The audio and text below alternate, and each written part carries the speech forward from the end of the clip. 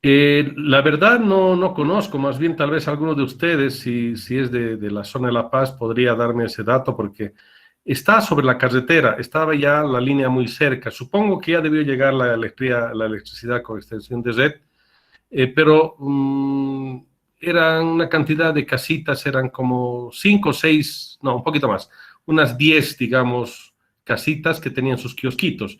Básicamente creo que no era un lugar de residencia permanente para ellos, era más como negocio. Como estaba sobre la carretera, está en realidad esa pequeña población de Pongo, está sobre la carretera, el negocio para ellos era atender con refrigerios para los vehículos, o sea, los camiones, las flotas que iban pasando, antes de llegar a Unduabi paraban ahí porque había electricidad. En Unduabi no había todavía electricidad en esa época. Pues supongo que ya debió llegar la red. Ahora, cuando llega la red, lamentablemente algunos proyectos de estos los desechan. Y más bien al contrario, lo que debería hacerse es esa red debería ser alimentada con estos proyectos, con estas centrales hidroeléctricas, por muy pequeñas que sean, pueden dar energía eléctrica y más bien venderle energía eléctrica, digamos, a la empresa distribuidora, como por ejemplo Elfec. Les voy a comentar después de algunos proyectos que hemos hecho para vender electricidad a Elfec y también con turbinas que hemos fabricado en la Universidad de San Simón. Hemos fabricado una turbina Michel Banqui, por ejemplo, donde hemos demostrado que con una turbina pequeña se podría inyectar energía eléctrica a la red de Elfec y una empresa privada hizo su contrato y después instaló una turbina más grande. Hicimos una central de 185 kilowatts y luego una de 6.000 kilowatts, donde ya se estableció como negocio de los que tienen una central vendiendo energía eléctrica a Elfec. Y supongo que, para terminar esa parte de la pregunta, ha debido llegar la red, pero la han debido dejar posiblemente abandonada la central. Y lo que yo haría es al revés, o sea, ponerla a funcionar la central y venderle energía eléctrica a la red. Eso se puede hacer sin problema, porque estas centralitas, como hemos visto, son trifásicas, o sea, tienen un generador trifásico y prácticamente es conectar poniéndole un sistema de medición y protección, mando y control sin ningún inconveniente. Eso después vamos a ver, les voy a explicar algunas experiencias muy interesantes. ¿Alguna otra consulta?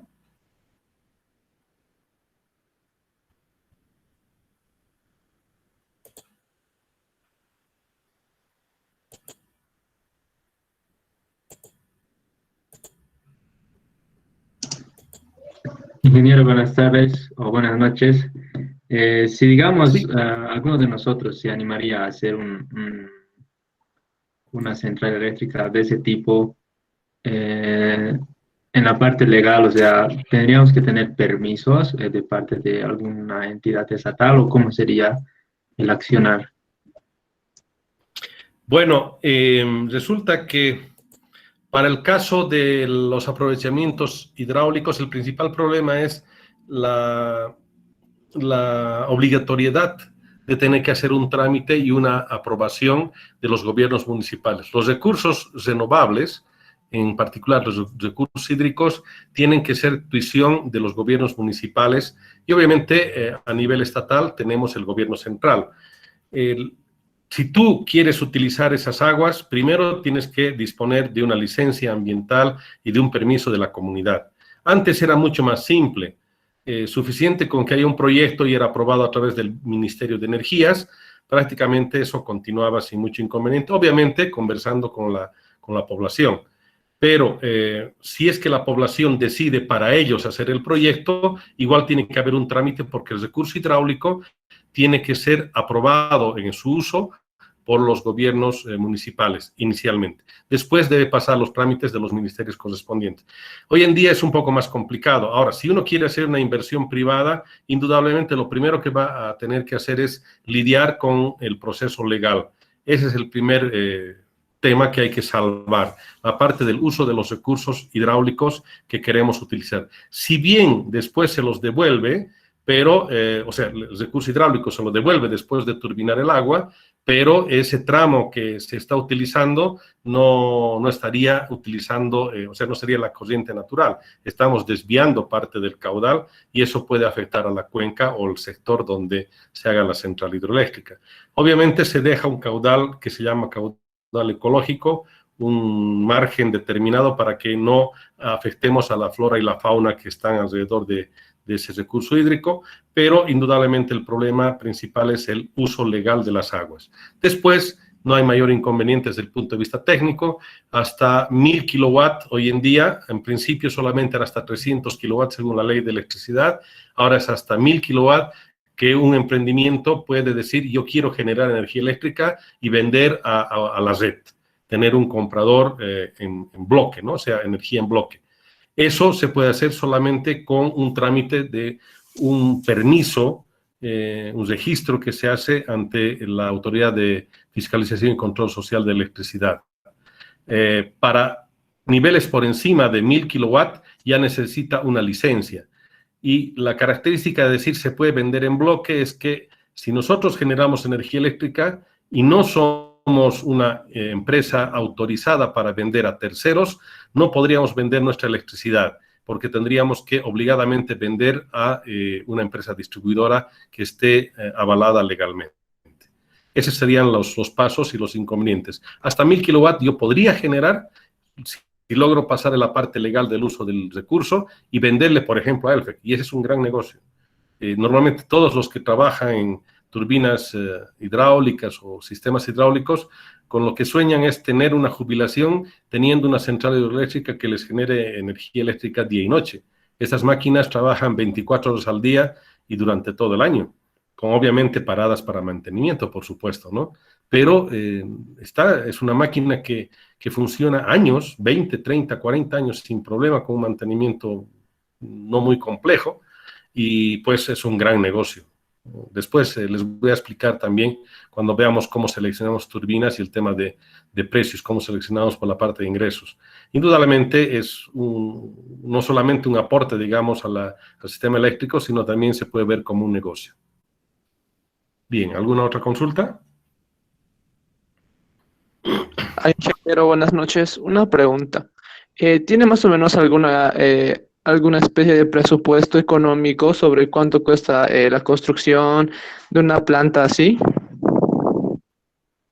Bueno, en realidad es variable dependiendo de la cantidad de obras civiles. La mayor cantidad de dinero que se requiere en presupuesto para estas centrales es en las obras civiles.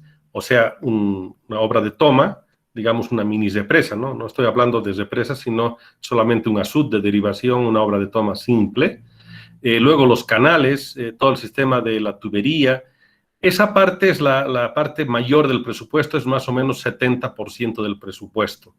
Ahora, la parte del equipo electromecánico más las redes eléctricas ya llegan a tener un precio un poco más bajo, hacen el 30% de lo demás. ¿Y de cuánto más o menos estamos hablando? Normalmente se utiliza un valor de un indicador de $1000 por kilowatt instalado como un precio más o menos razonable en centrales relativamente grandes. Estamos hablando de 10.000 kilowatts hacia arriba, ¿no? O sea, 10 megas o un poco más. Para centrales menores a 10 kilowatts, o sea, 10.000 kilowatts, 10 megas, estamos hablando, por ejemplo, como esta centralita de 5, de 10, de 100 kilowatts, normalmente se puede aceptar hasta unos $3.000 o $3.500 por cada kilowatt instalado. Entonces, estamos hablando de que si tenemos una central, digamos, de 10 kilowatts, estaríamos hablando más o menos de $35.000 para la inversión total en una centralita de ese estilo. Y tomando en cuenta obras civiles, equipo electromecánico y todo, ¿no es cierto? Ahora, si hay que hacer extensiones de red muy largas, ahí ya el precio varía. Pero normalmente diríamos, en resumen, para centrales grandes, unos $1.000 por kilowatt instalado. Para centralitas pequeñas, más bien es al contrario, un precio más alto. Estamos hablando de hasta unos $3.500 por kilowatt.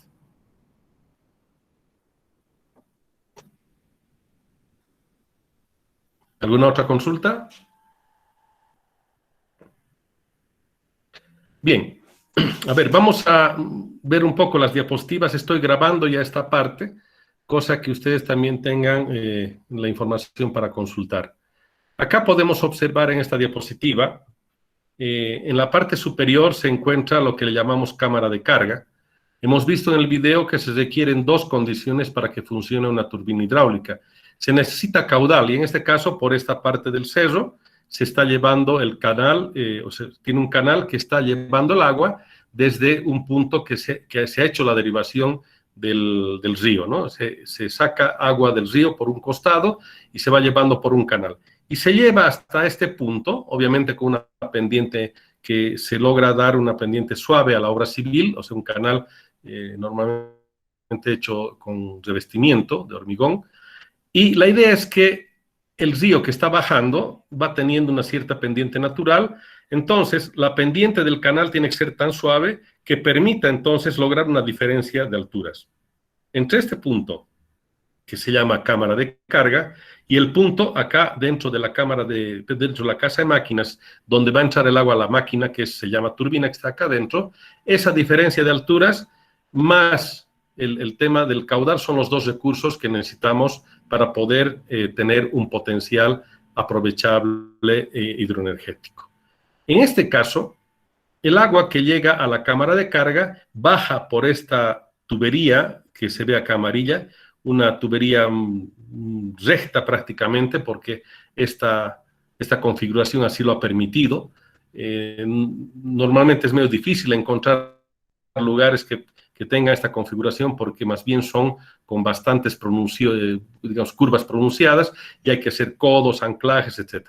Es una configuración ideal que es la más barata y hacer una línea recta de tubería de presión. Entonces acá esa tubería de presión lleva el agua que está acá arriba hasta la parte inferior y dentro de esta casa de máquinas el agua tiene que ingresar hacia la máquina, la turbina que gira con el agua que está llegando desde la parte superior. Bien, entonces tendríamos ya una cámara de carga, una tubería de presión, a esto le llamamos casa de máquinas, donde está acá dentro el equipo electromecánico, y de ahí ya sale electricidad a través de los sistemas de transmisión, subtransmisión y distribución, llevamos la electricidad hasta el punto final. Entonces, toda la transformación de energía hidráulica en energía mecánica y después eléctrica se hace dentro de esta casa de máquinas. Y dentro de la casa de máquinas tenemos lo que se llaman las turbinas. Bien, vamos a ver, por ejemplo, las turbinas Pelton. Acá les voy a mostrar turbinas Pelton. Para empezar, esta que tiene dentro de la misma máquina, tiene dos rodetes. Estos rodetes son los elementos principales de la turbina. Acá tendríamos sobre un solo eje, acá por ejemplo tenemos un solo eje, dos rodetes montados sobre el eje. Es muy poco usual tener esta configuración, normalmente solamente se tiene un rodete, pero en este caso dos. ¿Y por qué dos? Porque se puede tener mayor cantidad de caudal, entonces cuando se tiene una cantidad de caudal mayor, se abre una segunda boquilla o inyector y recién hace que ingrese el caudal hacia la segunda rueda. Normalmente estas configuraciones no son muy utilizadas, más bien se prefiere utilizar un solo rodete y varios inyectores. En este caso, este tiene un rodete con un inyector, acá otro rodete con otro inyector. Entonces tendríamos dos rodetes y dos inyectores. De cuenta de eso, sería mejor tener un solo rodete, pero más inyectores, como vamos a ver después. Bien, entonces, la turbina, en este caso tipo Pelton, se caracteriza por tener el rodete, que es la parte importante, un eje de sostén y prácticamente la estructura o carcasa que lo va a mantener fijo. Y después, para alimentar con el agua, serían las boquillas o inyectores. Acá podemos observar en esta figura, en esta fotografía, una tapa de estas turbinas ya antiguas. Al fondo se ve un poco parte del generador eléctrico y acá estamos viendo parte de la turbina Pelton. Vamos a ver acá con mayor detalle, por ejemplo, en este caso vemos el plano al lado izquierdo y la turbina en este lado derecho. Les decía, por ejemplo, acá tendríamos el rodete de una turbina tipo Pelton, pero en vez de tener dos rodetes, mejor tener uno solo, pero tengo 1, 2, 3 y 4 inyectores. ¿Para qué tenemos más inyectores? Cosa de tener mayor cantidad de caudal y podemos ir aumentando. Entonces, abriendo más inyectores, hacemos que ingrese más caudal y, por tanto, la potencia va a aumentar. Porque la potencia es directamente proporcional al caudal y la altura, como vamos a ver después en la parte teórica, y eso quiere decir que la altura se va a mantener fija, la altura no cambia, porque hemos visto que viene de la cámara de carga y esa cámara de carga está anclada en el cerro. Esa no se va a subir ni bajar. Y la tubería de presión está conectando, es algo sólido, entonces la altura no va a cambiar, va a ser constante. Lo que va a cambiar es el caudal y el caudal podemos entonces modificar con mayor o menor cantidad de inyectores. y abriéndolos en función de la cantidad de caudal que necesitamos. Acá, en este plano, podemos observar el rodete que está acá, el rodete de la turbina Pelton, y tendríamos 1, 2, 3, 4 inyectores. Pero no tenemos 4 tuberías de presión. El fluido, o sea, el agua, llega por una sola tubería de presión y se distribuye a través de un sistema de ductos que van a llegar a los inyectores. En este caso, entonces llega el fluido por una sola tubería de presión y después se bifurca hacia 4 inyectores. Acá vemos una turbina Pelton con ya mejor detalle. Acá podemos observar, este es el rodete, lo que vemos en café y amarillo. Estos álabes, o les llamamos en la jerga las cucharas, estas cucharas acá tienen hacia la parte central, o sea, la rueda central, tienen un sistema de sujeción con pernos. Cada cuchara o cada álabe tiene 2 pernos que mantienen fijada la cuchara hacia la rueda, ¿no?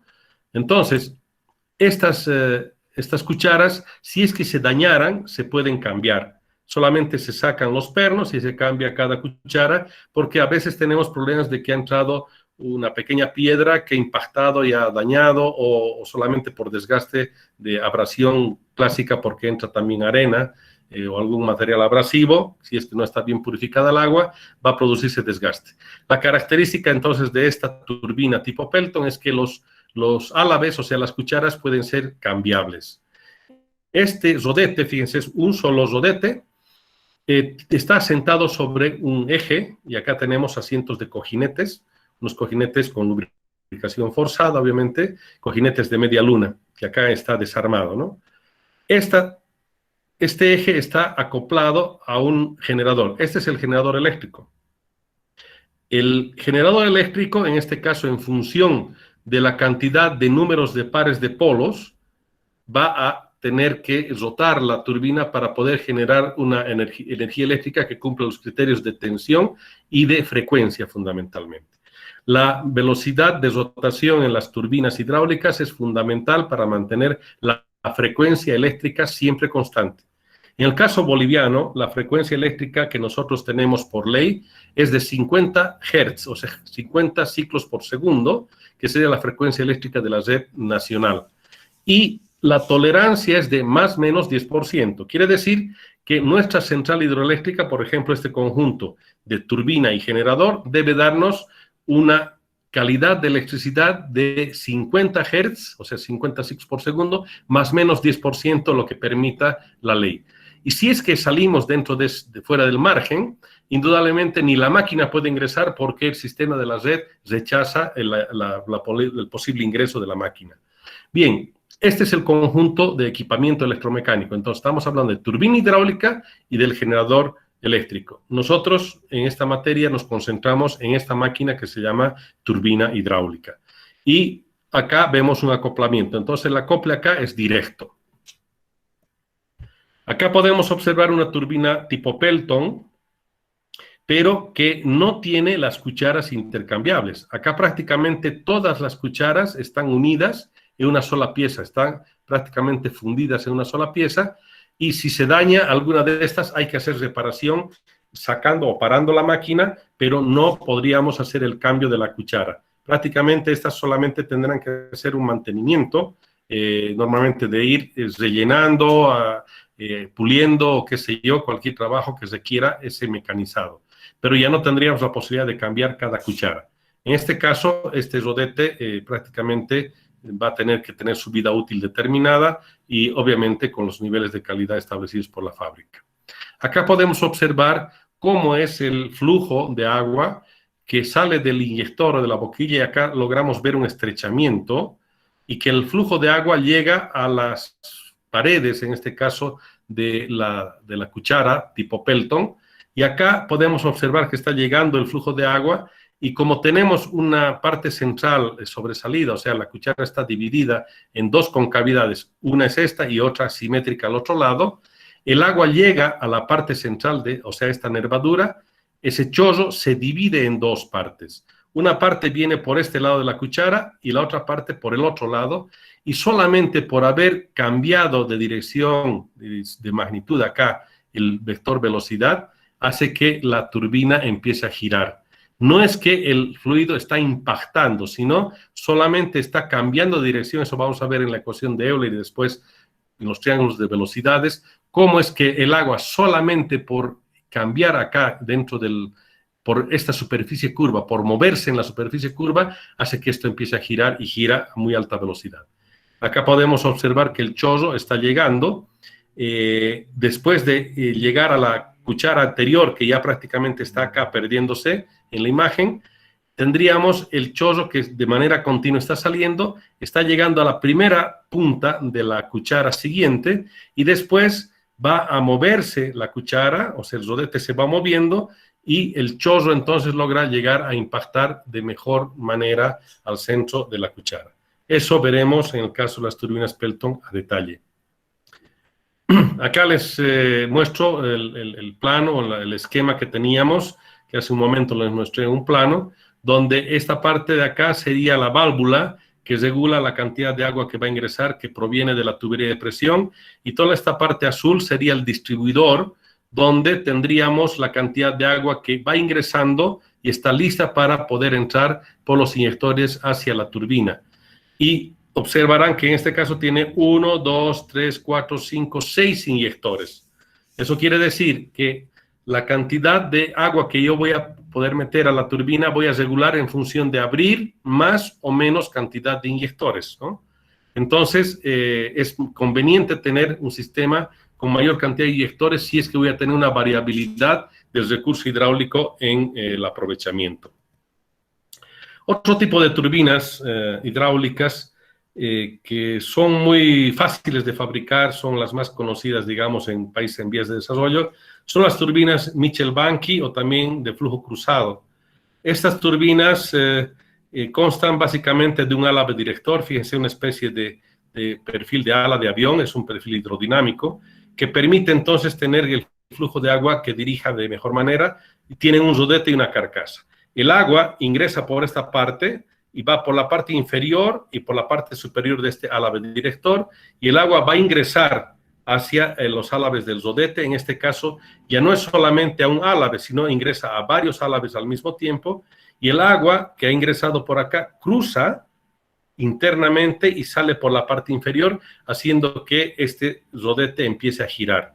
Acá podemos observar un poco mejor el detalle en perspectiva, digamos, del rodete, y viendo de que el flujo de agua va a venir por la parte superior, luego por la parte inferior aparece toda la cantidad complementaria de agua. Todo lo que venía de la tubería de presión entonces se dirige a un solo chorro y varios álabes reciben el agua turbinada y hacen girar al rodete, y después el agua va cayendo por gravedad internamente. Acá podemos observar en este esquema, en la parte que está marcada con las flechitas y un color un poco más oscuro, podemos observar que el agua que proviene de la cámara de carga por la tubería de presión llega hacia la turbina, y lo primero que hace es encontrarse con este álave director. Este perfil hidrodinámico que les decía hace que el agua vaya por la parte inferior y por la parte superior y produce una especie de chorro. Es decir, todo el caudal que estaba pasando por la tubería de presión se convierte en un chorro que llega a pasar por los álabes superiores de la turbina, ya hace girar a la turbina, y luego pasan por la parte interior del rodete, y finalmente al salir logran darle un impulso adicional. Por tanto la turbina va girando permanentemente y el agua cae por gravedad hacia el canal de destitución. En este caso, esta turbina Mitchell-Banky tiene una alimentación, o sea, el ingreso del agua es horizontal, pero también podría ser de alimentación vertical. Es decir, si tengo una tubería de presión que está llegando de manera vertical, el agua pues vendrá por acá, pasa por el álave director, se produce el chorro, hace que el agua pase por en medio de los álabes y empieza a girar el rodete para después el agua irse a su canal de restitución. Acá podemos observar un canal que es una turbina Mitchell-Banky que tiene un cambio de sección de la sección circular que tenía de la tubería de presión, porque las tuberías de presión son de sección circular, cambian a una sección rectangular para la alimentación del fluido, o sea, del agua, hacia la turbina. Este es un ducto de transición de circular a rectangular. Y el agua ingresa en este caso en una alimentación con un álabes director que está partido acá en dos, un tamaño de 2/3 de largo y 1/3. Y por tanto, estos álabes, estas dos partes del álabe director se pueden manejar independientemente y se puede definir que vaya a ingresar el agua o en los 2/3, quiere decir solamente entra estas dos partes del ancho del rodete, o en 1/3 si hay poco caudal, o finalmente si tenemos todo el caudal, abrimos los dos álabes directores para que ingrese 3/3 del caudal, quiere decir el caudal total. Y el caudal total ingresa entonces por estos esas tres partes del rodete y obviamente se produce el giro del rodete que va a ir después acoplado en el eje al generador. Acá podemos observar en una imagen de laboratorio cómo es el proceso del flujo del agua, donde tendríamos el ducto de transición, acá el perfil amarillo hidrodinámico, en celeste se puede observar en la parte superior parte del agua y por la parte inferior otra cantidad de agua, y el chorro que ingresa a estos álabes que están en el rodete hace que ya empiece a hacer girar el rodete, y luego el agua que ha logrado impactar, ha pasado por los rodetes de arriba, cruza todo el diámetro y finalmente por la parte inferior se va al canal de restitución. Por eso también, por esta razón, porque el fluido cruza todo el diámetro, se les llaman también turbinas de flujo cruzado,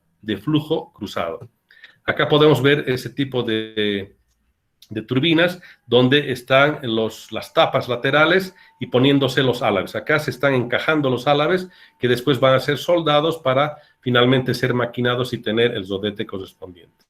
Acá podemos observar también en un proceso de fabricación un rodete de una turbina tipo Mitchell-Banky. Acá vemos turbina Mitchell-Banky grande, de una cantidad bastante grande de caudal que resiste esta máquina. La turbina es la máquina azul.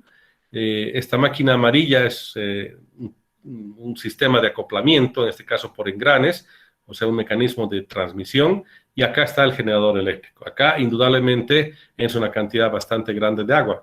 Esta central es de baja caída, pero de gran caudal. Y acá una turbina tipo T12, una turbina normalizada, que vamos a ver cómo se la diseña, cómo se la fabrica, etcétera. De estas hemos fabricado también acá en el PDTF y que tiene muy buen rendimiento. De estas turbinas Mitchell-Banky, las que más rendimiento han logrado, en este caso son estas de turbinas tipo T12, que vamos a estudiarlas con mayor detalle. Esta Mitchell-Banky quería mostrarles un poco por la característica del mecanismo, de cómo hacían antes, por ejemplo, el sistema de transmisión.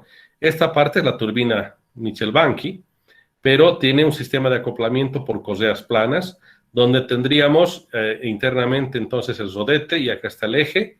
Tenemos la primera etapa de reducción de mecanismo de transmisión. Acá, por ejemplo, tengo una velocidad determinada de rotación. Acá tengo un eje intermedio, donde obviamente por el diámetro, en este caso estoy aumentando la velocidad de rotación. Se cruza con el mismo árbol acá. Tengo otra polea, esta polea está girando exactamente a la misma velocidad que esta, por tanto, después de acá va a otra polea más pequeña, que obviamente lo que hacemos es que de una velocidad baja logremos tener una velocidad alta para después acoplarla al generador eléctrico. Estos mecanismos ya obviamente no los utilizamos directamente mecanismos de transmisión por engranes que permitan relaciones de transmisión más altas para poder lograr sin problema esa relación de transmisión. Pero quería mostrarles esta figura porque llama la atención cómo se las arreglaban en esa época con tecnologías relativamente mucho más baratas. Acá tenemos un sistema de la transmisión tipo T12 con correas planas, pero ya correas planas de alto rendimiento, que estas correas logran tener un rendimiento del orden del 90%. Cosa que no parece muy cierto. Ustedes han debido estudiar en elementos de máquinas que los sistemas de transmisión por correa están en el orden del 60-70% de rendimiento. Pero hay correas de última generación con materiales especiales que logran, tanto en sección circular como correas planas, rendimientos del orden del 90 hasta el 95%. Voy a ponerles un catálogo de estas correas que para cualquier uso que ustedes necesitan pueden utilizar, que están sustituyendo muy bien a correas en B en el caso de las correas circulares. Turbina Francis es otro tipo de turbina, en este caso es una turbina tipo reacción, muy parecida a lo que nosotros conocemos como las bombitas hidráulicas que tenemos en la casa. Acá, por ejemplo, tenemos la turbina, que es la parte amarilla, y el cono de succión, o sea, la salida del agua, viene por el ducto negro. Acá tenemos una pequeña turbina Francis acoplada directamente a un generador, donde tendríamos una llave de paso que permite la cantidad de paso del flujo de agua. La turbina Francis, en este caso, es un poco más complicada que la turbina Pelton para la fabricación, también es mucho más cara. Estas turbinas sirven para condiciones de alturas un poco más bajas que las Pelton, pero aprovechan mayor cantidad de caudal. Tienen entonces una cámara espiral y el agua que ingresa por esta parte llena toda la cámara espiral y el agua va a ingresar radialmente entonces. Va a ingresar, acá podemos observar, el agua ingresa, toda la cámara está llena de agua y por estos álabes directores se permite el paso del agua hacia el centro. Entonces, por toda la periferia del rodete va a ingresar el agua hacia el centro y después recién ingresa el agua para irse de manera axial. O sea, se va a ir axialmente hacia el eje por abajo. Eso es lo que podemos ver acá. Por ejemplo, esta parte que se ve en la periferia serían los lugares por donde va a ingresar el agua. Por cada uno de estos espacios ingresa el agua, pero después viene por acá, por el centro del agua, y al pasar como una especie de tornillo, hace que gire esta máquina. Acá tenemos el mecanismo que permite la apertura y cierre de esos álabes directores. Hemos visto en el caso de la turbina Mitchell-Bank que hay un álabe director, uno solo. En este caso son varios que permiten o no la entrada del agua hacia el rodete. Acá podemos ver una turbina Francis en proceso de construcción. Acá está la persona, el trabajador, y miren ya el tamaño y la dimensión, ¿no? Y son perfiles un poco más complicados de poder fabricarlos. Acá en la figura de la derecha, en esta fotografía, bueno, tal vez logran ver, acá está la persona. Aquí hay una persona que está haciendo el trabajo de amolado. Está amolando una parte del álabe. Entonces, turbinas son enormes. La persona, fíjense, es solamente este tamaño y este es el rodete de la turbina Francis. Estas turbinas pueden absorber bastante cantidad de agua y dan bastante potencia también, pero menos altura que las turbinas Pelton. Acá podemos observar en este diagrama cómo son las presiones. Acá, por ejemplo, la presión del agua en la entrada es mayor, hay una presión más alta en la parte de las entradas de toda la periferia de los álabes, y el agua ingresa, y acá podemos observar en estas líneas cómo es el flujo. Entonces ingresa por el álabe, por la parte periférica, y se va por el centro, y forma una especie de remolino, y el agua va saliendo después de manera axial. Acá tenemos otro tipo de turbinas. Estas turbinas son turbinas tipo Kaplan, hay también tipo bulbo, tipo hélice, y la característica es que estas pueden trabajar con caídas bajas, 5, 10, 15, 20 metros de altura, pero grandes caudales. Y me refiero a grandes caudales, por ejemplo, si ustedes conocen la zona del Chapare, imagínense ustedes esos ríos del Chapare, de Villa Tunari, Chimoré, Puerto Villasuel. Todos esos, un río entero se puede entrar a una máquina. Toda la cantidad de caudal que tiene el río, suficiente para una máquina. Y todavía no daría muy buena potencia todavía. O sea, realmente estas máquinas absorben gran cantidad de agua y de bajas caídas. Esa es la gran ventaja de estas máquinas. Y se conocen como máquinas de flujo axial porque el agua pasa axialmente hacia el rodete. Acá vamos a ver con mayor detalle, es el rodete de una turbina Kaplan. Es parecido a un hélice de barco, ¿no? Estas máquinas son reversibles, pueden funcionar como turbinas como también como bombas. Lo mismo una turbina Francis, puede funcionar como turbina o puede funcionar como bomba. Es la gran ventaja de estas máquinas que son reversibles. Acá podemos ver en este esquema cómo es la configuración del rodete. En este caso el rodete tiene estos álabes móviles, tiene un cono y tiene una carcasa, un soporte lateral, donde en la parte superior va a estar el eje que está accionando un generador eléctrico. Y obviamente el agua pasa axialmente y hace que se mueva el rodete. Acá podemos ver en la parte izquierda el montaje de una turbina tipo Kaplan, y aquí está alrededor de la cantidad de personas que están observando. Y vemos acá en esta otra fotografía 2 personas trabajando sobre, prácticamente montados sobre el álabe y haciendo algún trabajo en el eje, ¿no? De estas turbinas Kaplan pueden ser pequeñitas, como vamos a ver en alguna fotografía, del orden de los 500 watts, o sea, para 5 focos, o estamos hablando de 900 megas o 1 mega, digamos, o 1000 megas, como es casi la mitad de la capacidad total de Bolivia en una sola turbina. O sea, hay centrales realmente grandes con estas máquinas tipo Kaplan. Acá podemos observar, aparte del eje, este es el sistema de la caja de distribución de agua, porque el agua ingresa radialmente y después axialmente. Entonces, el agua, al pasar por los rodetes o los álabes del rodete, va a girar en la turbina y produce en la rotación esperada. Acá podemos ver unas turbinitas también de flujo axial pequeñas, como les comenté, donde ya no se mueven los álabes y por tanto son fijos. Pueden estar soldados o pueden ser hechos en fundición. Este rodete entonces ya tiene los álabes fijos. En este caso llamamos turbina tipo hélice. Son de flujo axial, pero no se mueven estos álabes porque en el caso de las turbinas Kaplan, si falla la cantidad de agua, podemos mover de una forma u otra los álabes para poder tener mejor rendimiento. Al mover los álabes mantenemos un rendimiento alto en las turbinas. En cambio, estas máquinas que tienen álabes fijos, si tienen variación de caudal, lamentablemente su rendimiento baja. Pero tampoco no baja demasiado, o sea que en realidad son de buen rendimiento. Acá podemos observar turbinas tipo bulbo, que tienen un rodete internamente y la característica es que su generador eléctrico está acá mismo. O sea, el generador eléctrico está prácticamente inmerso acá dentro del agua, obviamente bien protegido, entonces se llama bulbo porque tiene todo el equipo electromecánico dentro de una cápsula, ¿no?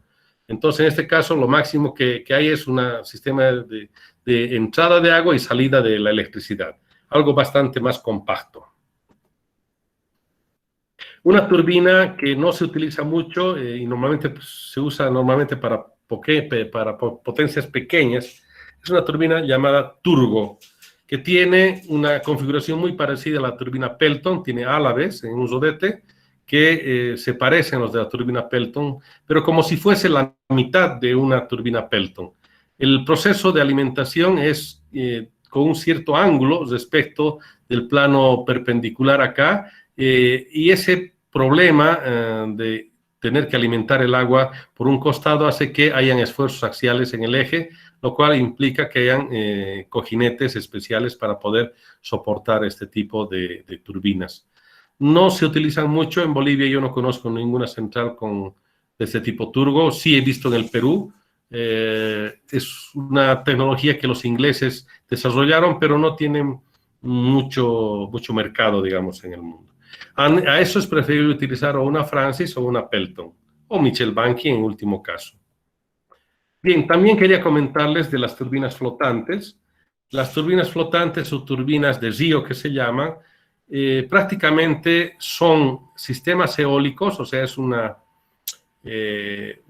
llamémosle una hélice de eólica o tipo barco, pero sumergida en el agua.